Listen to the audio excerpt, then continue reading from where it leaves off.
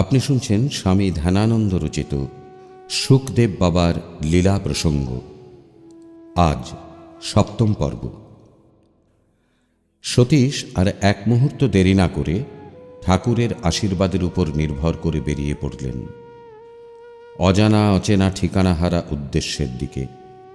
গ্রাম থেকে গ্রামান্তর, জেলা থেকে জেলান্তর, এক প্রদেশ থেকে আরেক প্রদেশে ঘুরতে ঘুরতে অখণ্ড ভারতবর্ষ বিভিন্ন ঘাত প্রতিঘাতের মধ্যে দিয়ে প্রায় সর্বত্র সতীশ ব্রহ্মচারী ঘুরে ফেললেন। দীর্ঘ 12 বছর কম সময় নয়। সতীশ ব্রহ্মচারী মনে মনে চিন্তা করলেন, এখনও আমাকে অনেক সময় অতিবাহিত করতে হবে। এখন থেকে আমি ভারতবর্ষের সব তীর্থস্থান ঘুরে ঘুরে সময় অতিবাহিত করব।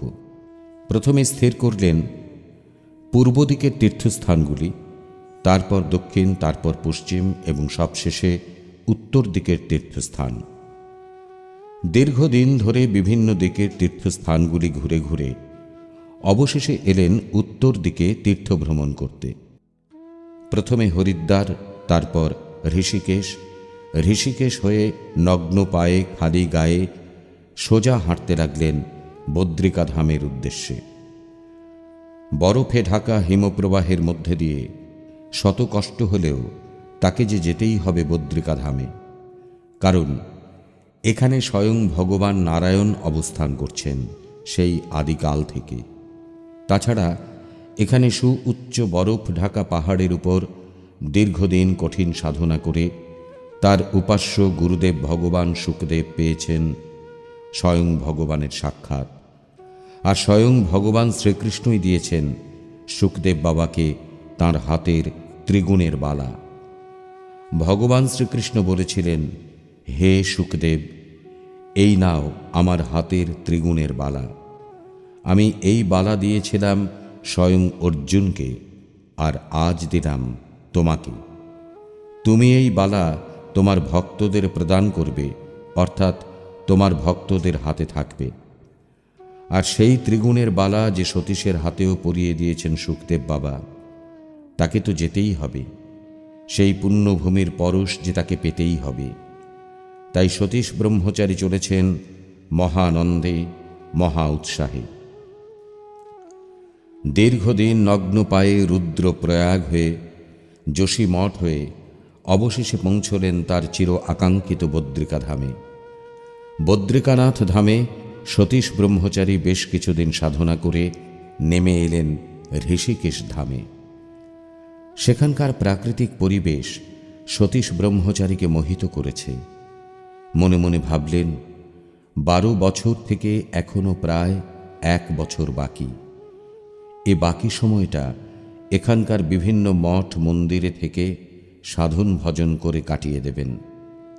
খেয়ে না খেয়ে অনিদ্রার মধ্যে দিয়ে চলতে লাগল সতীশ ব্রহ্মচারীর সাধন জীবন। একদিন মনে মনে ভাবলেন, এক সুউচ্চ পাহাড়ের উপর গিয়ে একটা রাত্রি নিভৃতে নিরালায় কাটিয়ে আসবেন। যেমনি ভাবা তেমনি কাজ। শুরু হলো তাঁর পথ চলা। পাহাড়িয়া পথ ভীষণ দুর্গম, এঁকে বেঁকে উপরে উঠেছে। সতীশ ব্রহ্মচারী অতি কষ্টে সেই সুউচ্চ পাহাড়ের উপর গিয়ে পৌঁছলেন। শরীর অবসন্ন, ক্লান্ত হয়ে পড়েছে। তারপর 2 দিন অনাহার আর অনিদ্রা তো আছেই। চোখে ঘুম ঘুম ভাব, দেহ অবশ হয়ে যাচ্ছে। কি করবেন ভাবছেন সতীশ ব্রহ্মচারী। শুয়ে পড়লে তো সঙ্গে সঙ্গেই গভীর ঘুমে নিমগ্ন হবেন। দেহ আর যে সোজা হয়ে দাঁড়িয়ে থাকতে পারছে না, পড়ে যায় ভাব। হঠাৎ সতীশ ব্রহ্মচারী বিশাল এক খণ্ড পাহাড়ের গায়ে হেলান দিয়ে কনুই বাঁধিয়ে দাঁড়িয়ে রইলেন। নিদ্রাদেবী সেই মুহূর্তেই তাকে গ্রাস করল। সতীশ ব্রহ্মচারী কতক্ষণ এখানে ছিলেন তার ঠিক নেই। হঠাৎ নিদ্রা আচ্ছন্ন অবস্থায় বুঝতে পারলেন তাঁর সর্বনাশ হয়েছে, বীর্যপাত হয়ে গেছে, গুরুবাক্য লঙ্ঘন হয়ে গেল। সতীশ ব্রহ্মচারী দুঃখে ক্ষোভে মর্মাহত হয়ে যেন মাটির সঙ্গে মিশে যেতে লাগলেন। এতদিন ধরে কঠিনভাবে দিন রাত্রি কাটিয়ে শেষে তার এভাবে পতন। গুরুবাক্য লঙ্ঘন। দেশে গিয়ে সর্বদ্রষ্টা গুরুদেবকে মুখ দেখাবেন কি করে? কি বলবেন ভেবে পাচ্ছেন না। কান্নায় ভেঙে পড়লেন। নিজেকে বারে বারে ধিক্কার দিতে লাগলেন যে এ দেহ রেখে আর কি হবে, এ দেহের কোনো মূল্য নেই। ধিক ধিক আমার এ পাপী মনুষ্য জীবনকে। সঙ্গে সঙ্গে সতীশ ব্রহ্মচারী দুঃখে কঠিন প্রতিজ্ঞা করে বসলেন যে আত্মহত্যা করবেন। আত্মহত্যা করেই এ পাপের প্রায়শ্চিত্ত করবেন। যে কথা সেই কাজ। ধীরে ধীরে এগিয়ে আসছেন সেই উচ্চ পাহাড়ের শেষ সীমানায়। দু পা এক জায়গায় করে, দু হাত জোড় করে অশ্রুসিক্ত নয়নে বলতে লাগলেন, হে আমার ইহকালের পরকালের, হে আমার ইহকালের পরকালের একমাত্র বান্ধব বাবা শুকহরি, তুমি তোমার এই হতভাগা গুরুবাক্য লঙ্ঘনকারী দীনহীন সতীশের শেষ প্রণাম নিও। বাবা, শেষ প্রণাম নিও। তোমার সঙ্গে এ জীবনে আর দেখা হবে না। জয় বাবা শুকদেব, জয় বাবা শুকদেব, তোমার জয় হোক। ওং শুকদেবায় নমঃ, ওং শুকহরয়ে নমঃ। বলতে বলতে কয়েকশো মিটার উঁচু পাহাড় থেকে ঝাঁপ দিয়ে পড়লেন সতীশ ব্রহ্মচারী। জ্ঞান হারালেন, হারালেন সব। কিন্তু তার মধ্যে দিয়েই মনে হলো কে যেন তাকে আলতো করে ধরে রেখেছেন। এইটুকুই মনে ছিল সতীশ ব্রহ্মচারীর। বেশ কিছুক্ষণ পরে সতীশ ব্রহ্মচারীর হঠাৎ সম্বিত ফিরে এলে তিনি দেখতে পেলেন শুকদেব বাবা তাকে কোলে করে নিয়ে বসে আছেন আর মুচকি মুচকি হাসছেন, মাথায় হাত বুলোচ্ছেন। ব্রহ্মচারী সতীশ যেন কিংকর্তব্য বিমূঢ় হয়ে বাচ্চা শিশুর মতো ফ্যাল ফ্যাল করে তাকাচ্ছে আর ভাবছে, আমি আজ বাবার কোলে কি আনন্দে আছি। হা, কি শান্তি! কিছুক্ষণ আগে যে কি অবস্থা হয়েছিল তা তাঁর মনে নেই। বাচ্চা শিশুর মতো শুকদেব বাবার কোলেই শুয়ে আছেন।